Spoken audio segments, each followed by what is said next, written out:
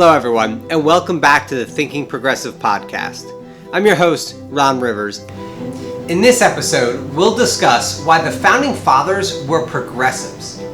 Now, given the nature of hindsight, it's easy to immediately dismiss this claim, as the Founding Fathers were wealthy, white, male, slave, and landowners. But if we can take a step back and view their efforts in the context of history, from the point of time-space that they existed within, we can recognize that they were progressive thinkers. This, I'll argue, is an important realization for present-day progressives, because more often than not, our opponents cling to constitutional values set forth by the Founding Fathers. By demonstrating the case that the Founding Fathers were in fact progressives, we make progressive thinking the most American ideal ever. Thank you for listening to The Progressive Perspective. If we view the Founding Fathers and the 55 framers of the Constitution through the lens of the present, it's apparent that they would be considered progressive thinkers.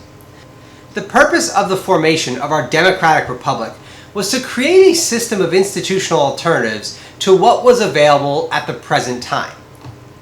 A new way of living that had never existed before. It was a time in American history where human imagination and cooperation created new alternatives for the historical organization of economic, political, and social structures. Circumstance and choice.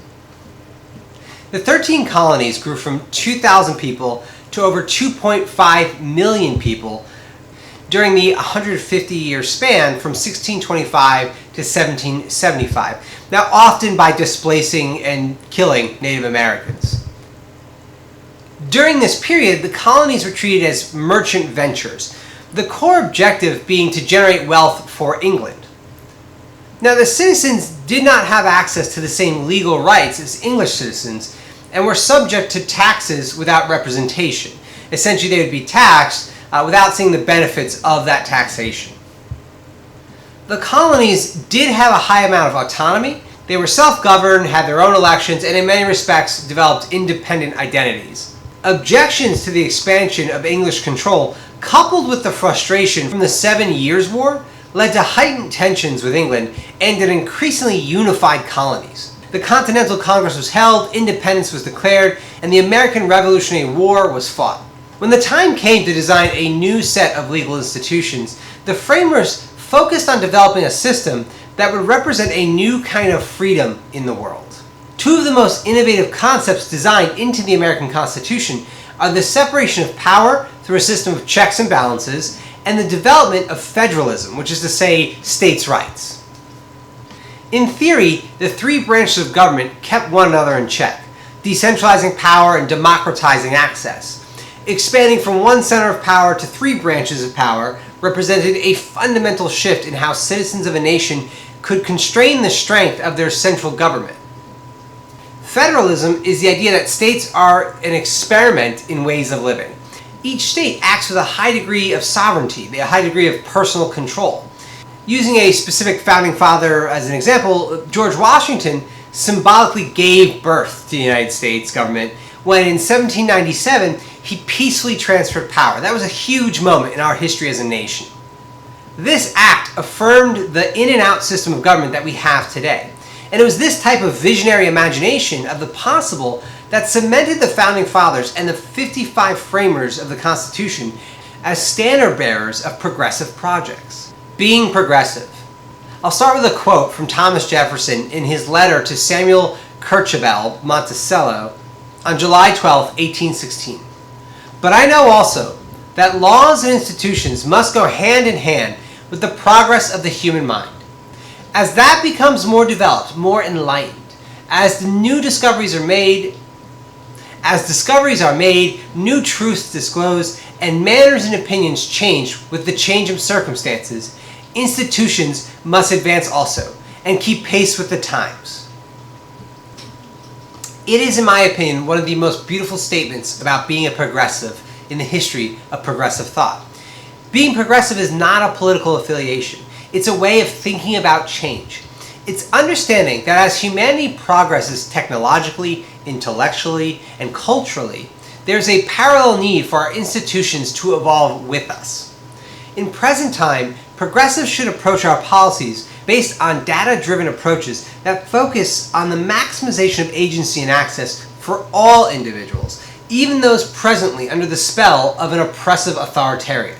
Only by shedding the labels and ideas of parties focused on power maintenance can we begin to transform society into a model of democracy the Founding Fathers had intended. The Founding Fathers were progressives because the vision of the future that they created and manifested extended beyond the existing institutional arrangements available at the time. Their concept of an ever-evolving system of government founded on the federalist idea of states acting as laboratories of experimentation in different ways of living was a tribute to the power of human imagination. They believed in our collective ability to transcend our circumstances, while understanding that no change is without struggle and effort. In acting per the beliefs, they laid the groundwork for progressive thinking extending hundreds of years into the present. Progressives of the present are supporting ideas and vision encoded into the fabric of American society. The current conservative views of change in society are the antithesis of what the Founding Fathers had intended. The plan of present-day oligarchy seems to be to stifle agency of the impoverished through the cutting of social protections. Limiting our ability to maximize our total human potential while the president spews vitriol that ignores the demographic data of the changing United States.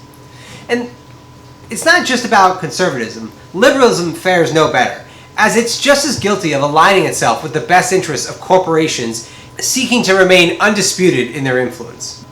Change is inevitable, and the progressive approach to institutional arrangements of society is the most viable alternative to the current regimes of thought. By choosing to embrace change and encode change into the arrangements of society that we propose, we make the most American choice possible, knowing that change changes. When progressives present political and policy solutions, we need to be ensuring ourselves that we encode into the structure of these new policies the ability to be changed when the need arises without much conflict. One of the biggest challenges that progressives face today is the slow pace of government reinforced by our institutions.